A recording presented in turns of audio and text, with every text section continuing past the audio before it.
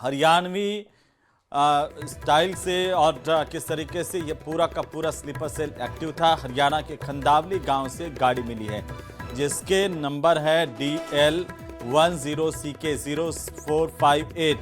ये गाड़ी बरामद हुई है। उमर के साथ इसी कार से कुछ लोग आए थे। कार का फास्टैग उमर के नाम से रजिस्टर्ड है। बड़ी खबर इस वक्त की दिल्ली ब्लास्ट मामले को लेकर के इस वक्त की सबसे बड़ी अपडेट है। तो लाल रंग की एक इको स्पोर्ट्स कार बरामद हुई है। हरियाणा के खंदावली इलाके से ये गाड़ी मिली है। खंदावली गांव में ये इको स्पोर्ट्स कार लाल रंग की, जिसका दिल्ली का नंबर है और इसका जो फास्टैग है वो उमर के नाम से एक्टिव है, रजिस्टर किया गया था उमर के नाम से। इसी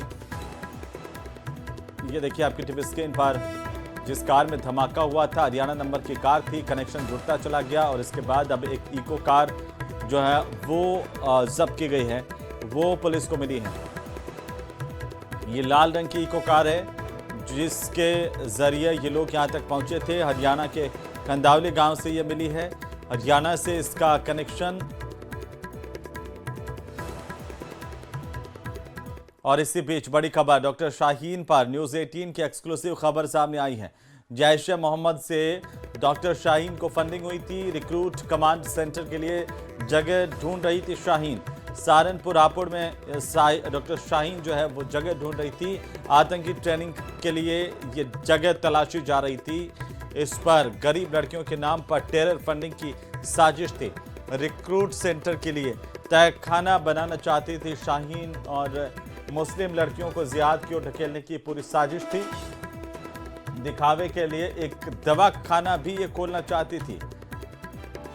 तो गरीब लड़कियों के नाम पर टेरर फंडिंग की साजिश रची गई थी। और दिल्ली ब्लास्ट केस में गिरफ्तार डॉक्टर शाहीन के पूर्व पति डॉक्टर जफर हयात ने अहम खुलासे किए। जफर हयात की तरफ से बताया गया कि शाहीन ऑस्ट्रेलिया शिफ्ट होना चाहती थी, लेकिन उनके इनकार करने के बाद उसने 2013 में तलाक ले लिया था। 2021 के बाद शाहीन हो गई थी लापता। और अब जिस तरीके से शाहीन को लेकर के जो जानकारी सामने आ रही है वो चौंकाने वाली है। क्या कहेंगे शाहीन के बारे में? आपने सुना ही होगा। मुझे कल 11 बजे के आसपास पता चला कि इस घटना के बारे में। कैसा उनका बिहेवियर था? कैसे आपका क्या बोला? आपकी शादी कब हुई? कब हुई सर? मेरी शादी 2003 में हुई है, अरेंज मैरिज थी। उसके पहले मैं उनको जानता नहीं था और शादी के बाद ही से जानता था। 9 साल हम लोग बहुत अच्छे से रहे। 2 बच्चे भी हुए हमारे आराम से। हम लोग, मैं असिस्टेंट प्रोफेसर भी यहाँ पे फौरन ही उनका आते ही उनका जो एडमिशन हो गया यहाँ पे यूपीएससी से के थ्रू। हम लोग सुकून से बहुत मोहब्बत से वहाँ रह रहे थे कानपुर मेडिकल कॉलेज GSVM में अपने आवास पे, और 2 बच्चे भी हुए। सर उनकी कोई गतिविधि आपको ऐसी कभी लगी हो? फोन्स करना, किसी का आना जाना, कोई कश्मीर कनेक्शन उनका समझाने में आपके? नहीं भाई, हम लोग कोई रिलेशन कश्मीर से नहीं। अब तो सामने आया, आपको जब पता चला तो किस वजह से सेपरेशन हुआ? कोई म्यूचुअल अंडरस्टैंडिंग वाली बात नहीं हो पाई? नहीं, अंडरस्टैंडिंग बहुत अच्छी थी हम लोगों की और बहुत प्यार से हम लोग रहते थे। बस एक चीज थी कि बीच में एक बार उन्होंने मुझसे बोला कि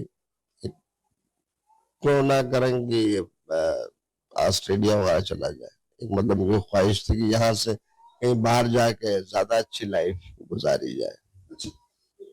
तो मैंने कहा यार यहाँ कोई कमी नहीं, सारे रिलेशन हमारे यहाँ पे, तो हम लोग इसको कैसे निभा पाएंगे दूर रह करके। और हम लोग का बहुत बड़ा खानदान, उनका भी ठीक ठाक खानदान था।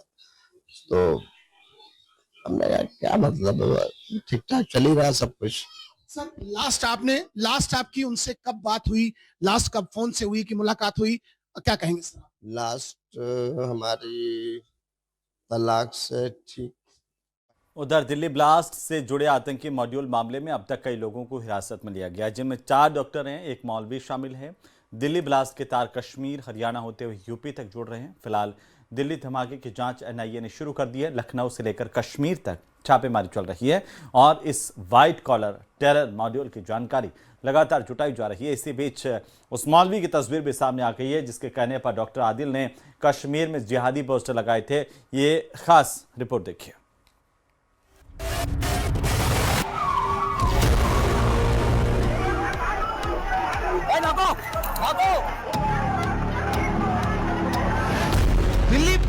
केस में बड़ा खुलासा।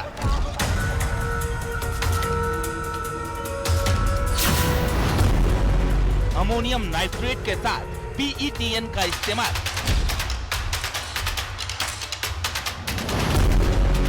हाई एक्सप्लोसिव केमिकल है PETN।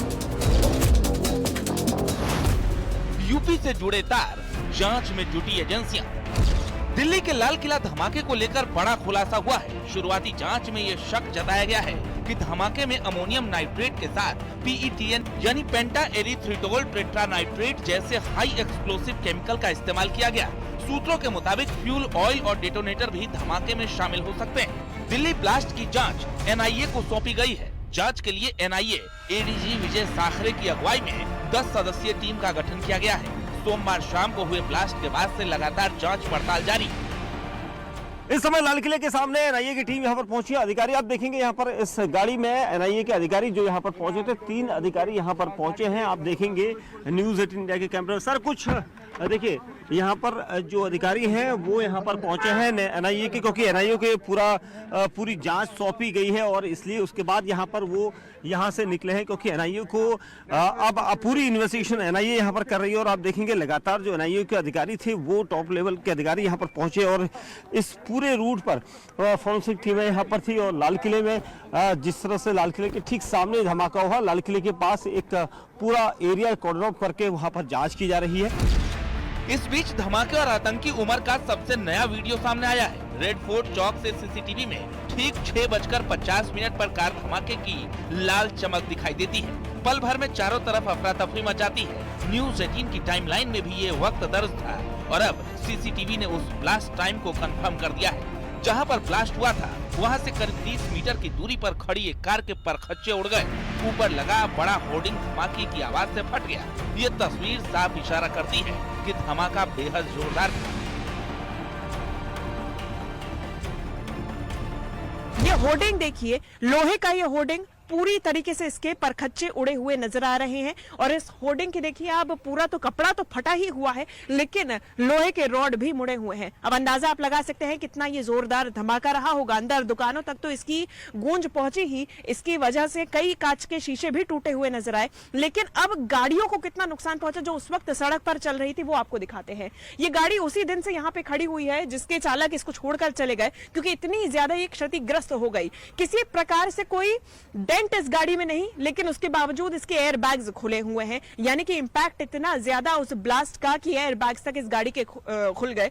ये पूरे शीशे टूटे हुए हैं। दिल्ली ब्लास्ट के गुनहगारों की धरपकड़ के लिए दिल्ली से लेकर कश्मीर तक छापेमारी जारी। जांच एजेंसियों ने कल लखनऊ से डॉक्टर परवेज अंसारी को गिरफ्तार किया था। डॉक्टर परवेज अंसारी डॉक्टर शाहीन का सगा भाई है। डॉक्टर परवेज ने पूछताछ में कई सनसनीखेज खुलासे किए हैं। सूत्रों से मिली जानकारी के मुताबिक आतंकी साजिश से जुड़े सभी डॉक्टर एक दूसरे से चैटबॉट ग्रुप से जुड़े हुए थे। इसी चैटबॉट ग्रुप के जरिए सभी आपस में बात करते थे और बातचीत के बाद पूरी चैट हिस्ट्री को डिलीट कर दिया जाता था। इस ग्रुप में डॉक्टर शाहीन, उसका भाई परवेज अंसारी, फरीदाबाद से गिरफ्तार डॉक्टर मुजम्मिल, डॉक्टर उमर और सहारनपुर से गिरफ्तार डॉक्टर आदिल भी जुड़ा था। टीम ने दोनों जगहों से लैपटॉप, मोबाइल और कई सारे अहम दस्तावेज भी बरामद किए हैं। एजेंसियां अब इन डिजिटल दस्तावेजों से मिले डेटा के आधार पर जांच को आगे बढ़ा रही हैं। बताया जा रहा है कि शाहीन और परवेज का नाम एक चैट बॉट ग्रुप के जरिए सामने आया जिसमें आतंकी वारदात की साजिश रचने की बातचीत होती है।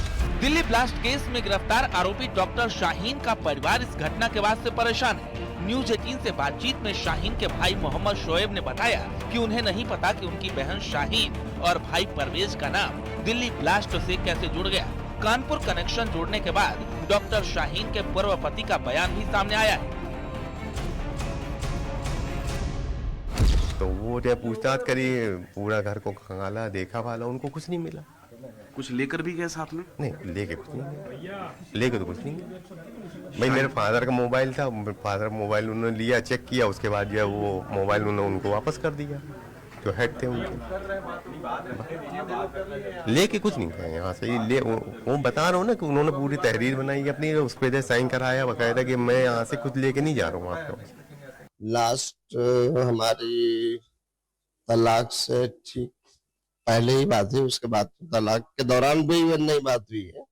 सिर्फ साइन हम लोगों ने फॉर्म में बैठ के किया था। ये 2012 2012 के लास्ट वर्ष में शायद किया। सर आपको कब पता चला कि उनका आतंकी कनेक्शन है, और कोई पुलिस टीम आपके पास आई, एटीएस या कोई एजेंसी आपके पास पूछने आई? कोई भी नहीं आया, कल मुझे रात में पता चला। यार अभी बता दो ना। दिल्ली बम धमाके से जुड़े डॉक्टर परवेज का आगरा कनेक्शन भी सामने आया है। परवेज आगरा में एसएन मेडिकल कॉलेज से साल 2015 में एमडी कर चुका है। कनेक्शन सामने आने पर एटीएस, एसटीएफ और अन्य जांच एजेंसियां जांच में जुट गई हैं।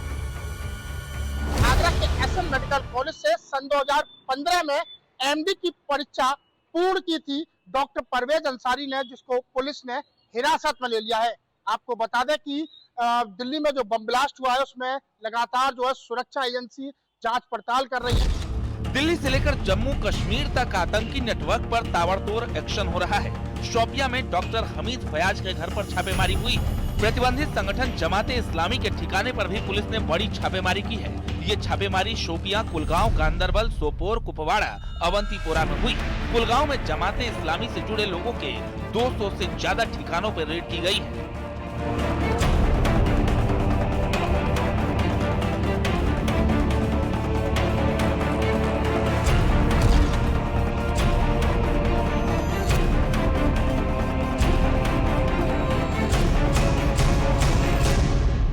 फरीदाबाद मॉड्यूल के मास्टरमाइंड मौलवी इरफान की तस्वीर सामने आई है। जानकारी के मुताबिक इस्लाम के नाम पर उकसाने वाली तकरीर करता था। मौलवी इरफान मौलाना के संपर्क में था डॉक्टर उमर, डॉक्टर आदिल और डॉक्टर मुजम्मिल। इसी मौलवी के इशारे पर डॉक्टर आदिल ने पोस्टर लगाए थे। फिलहाल धमाके की जांच जारी है और आतंक के चेहरे लगातार बेनकाब हो रहे हैं। Bureau report, news 18।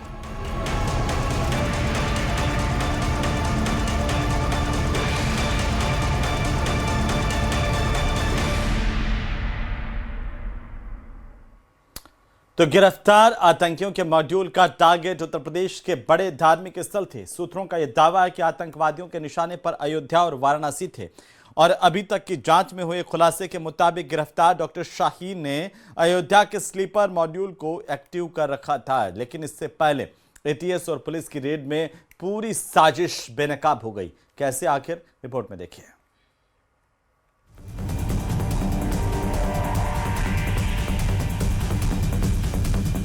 जिन आतंकियों को गिरफ्तार किया गया है, उन्होंने पूछताछ में कई राज उगले हैं। खुलासा हुआ है कि गिरफ्तार आतंकियों के मॉड्यूल में उत्तर प्रदेश के मंदिर टारगेट पर थे, खास तौर पर अयोध्या और वाराणसी, जिसके बाद अयोध्या और काशी में मंदिरों के बाहर सुरक्षा और कड़ी कर दी गई है।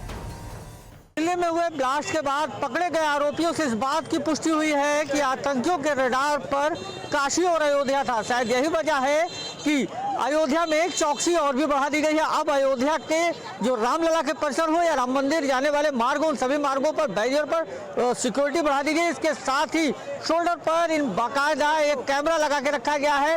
एक क्लियर सुरक्षा राम जन्मभूमि परिसर की भी बढ़ाई गई है। राम मंदिर के प्रवेश द्वार के पहले भी लोगों को जांच के बाद ही अंदर प्रवेश दिया जा रहा है। आतंकी अयोध्या में भी विस्फोट करना चाहते थे। इसके लिए गिरफ्तार हो चुकी डॉक्टर शाहीन ने अयोध्या के स्लीपर मॉड्यूल को एक्टिवेट भी कर रखा था। अयोध्या में ये सारे घटनाक्रम को अंजाम तक पहुंचाते उससे पहले ही मॉड्यूल का पर्दाफाश हो गया। एटीएस और पुलिस की रेड और गिरफ्तारियों ने सारा भंडा फोड़ कर दिया। सीसीटीवी कैमरों की संख्या बढ़ाई गई है, जो राम मंदिर के प्रवेश द्वार से लेकर के संपूर्ण अयोध्या में है। लगभग 1300 से ज्यादा कैमरे पूरे अयोध्या में सुरक्षा एजेंसियों ने लगाए हैं। इसके अलावा लगभग 40 कैमरे राम मंदिर परिसर के मुख्य द्वार से लेकर विभिन्न जगहों पर लगाए गए हैं। हालांकि इस दरमियान लगभग 10,000 से ज्यादा सीसीटीवी कैमरे रामनगरी में काम कर रहे हैं, और इस दरमियान एक कंट्रोल रूम में बैठा हुआ सुरक्षा कर्मी प्रति मिनट हर व्यक्ति की गतिविधियों पर नजर रख रहा है। दरअसल काशी और अयोध्या हिंदुओं का प्रमुख तीर्थ स्थलों में से एक है। यहाँ पर रोजाना लाखों की भीड़ रहती है। यही वजह थी कि आतंकी संगठन यहाँ पर ब्लास्ट करने की योजना बना रहे थे। इसके लिए बाकायदा रेकी तक की गई थी। सूत्रों के मुताबिक लाल किला ब्लास्ट असल में प्लान नहीं था, बल्कि जल्दबाजी में हुआ हादसा था। आतंकियों की हिट लिस्ट में अस्पताल और भीड़ भाड़ वाली जगहें थी, साथ ही अयोध्या का राम मंदिर और काशी विश्वनाथ मंदिर वाले इलाके भी थे। Bureau report, news 18।